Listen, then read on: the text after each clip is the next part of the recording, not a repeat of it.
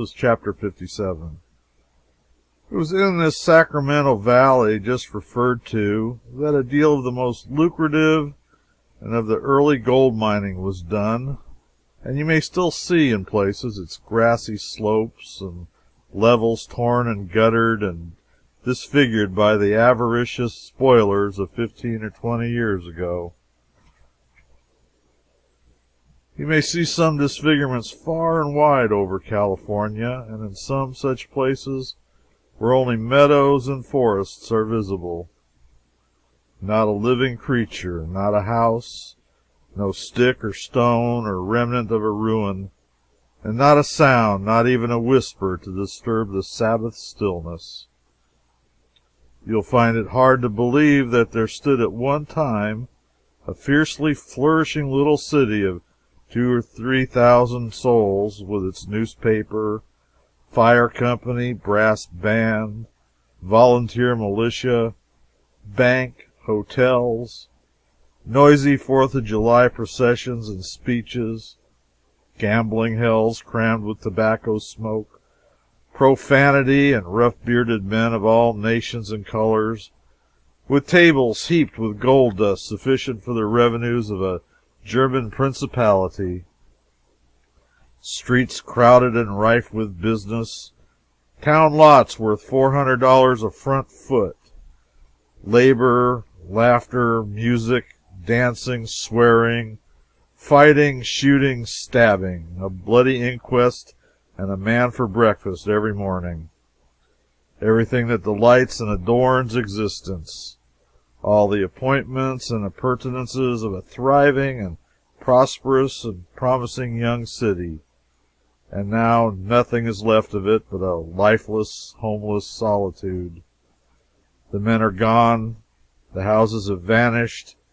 Even the name of the place is forgotten. In no other land in modern times have towns so absolutely died and disappeared as in the old mining regions of California. It was a driving, vigorous, restless population in those days. It was a curious population. It was the only population of the kind that the world has ever seen, gathered together, and it is not likely that the world will ever see its like again. For observe, it was an assemblage of 200,000 young men, not simpering, dainty, kid-gloved weaklings, but stalwart, muscular, dauntless young braves, brimful of push and energy, and royally endowed with every attribute that goes to make up a peerless and magnificent manhood.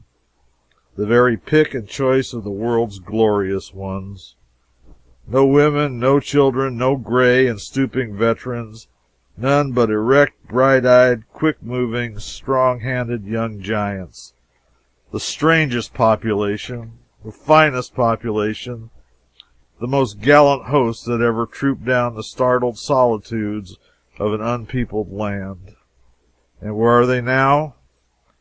Scattered to the ends of the earth, or prematurely aged and decrepit, or shot or stabbed in street affrays, or dead of disappointed hopes and broken hearts, all gone, or nearly all. Victims devoted upon the altar of the golden calf, the noblest holocaust that ever wafted its sacrificial incense heavenward. It is pitiful to think upon. It was a splendid population, for all the slow, sleepy, sluggish-brained sloths stayed at home. You'll never find that sort of people among pioneers. You cannot build pioneers out of that sort of material.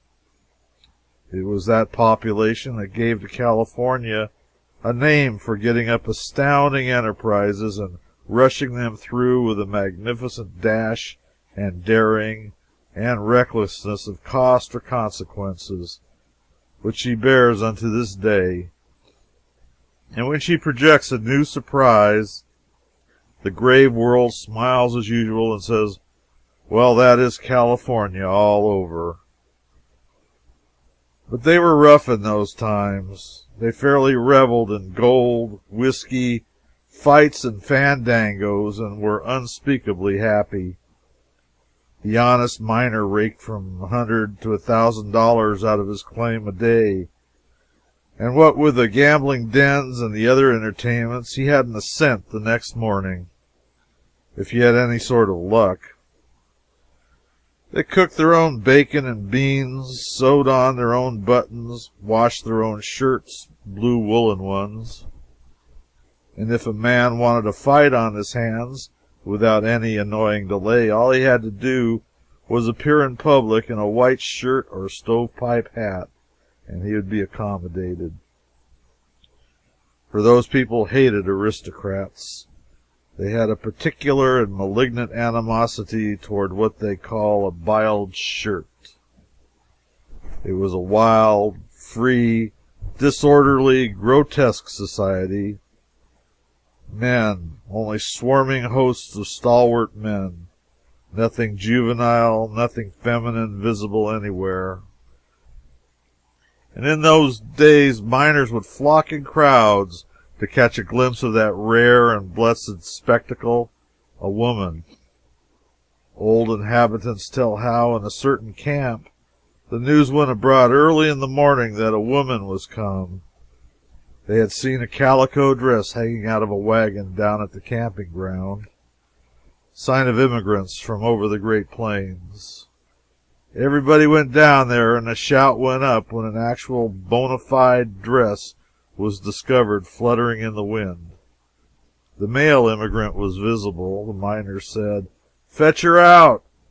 He said, "It is my wife, gentlemen. She is sick. We've been robbed of money, provisions, everything by the Indians. We want to rest." "Fetch her out. We've got to see her." "But, gentlemen, the poor thing, she—" "Fetch her out." He fetched her out, and they swung their hats and sent up 3 rousing cheers and a tiger, and they crowded around and gazed at her, touched her dress, listened to her voice, with the look of men who listen to a memory rather than a present reality. And then they collected $2,500 in gold and gave it to the man, and swung their hats again and gave 3 more cheers, and went home satisfied. Once I dined in San Francisco with the family of a pioneer and talked with his daughter, a young lady whose first experience in San Francisco was an adventure, though she herself did not remember it, as she was only 2 or 3 years old at the time. Her father said that after landing from the ship, they were walking up the street, a servant leading the party with the little girl in her arms, and presently a huge miner, bearded, belted, spurred, and bristling with deadly weapons, just down from a long campaign in the mountains, evidently barred the way, stopped the servant, and stood gazing, with a face all alive with gratification and astonishment. Then he said reverently, "Well, if it ain't a child." And he snatched a little leather sack out of his pocket and said to the servant, "There's $150 in dust in there, and I'll give it to you to let me kiss the child." That anecdote is true, but see how things change. Sitting at that dinner table, listening to that anecdote, if I had offered double the money for the privilege of kissing the same child, I would have been refused. 17 added years have more than doubled the price. And while upon this subject, I will remark that once in Star City, in the Humboldt Mountains, I took my place in a sort of long post office single file of miners to patiently await my chance to peep through a crack in the cabin and get a sight of a splendid new sensation, a genuine live woman. And at the end of half an hour my turn came, and I put my eye to the crack, and there she was, with one arm akimbo and tossing flapjacks in a frying pan with the other. And she was 165 years old and hadn't a tooth in her head.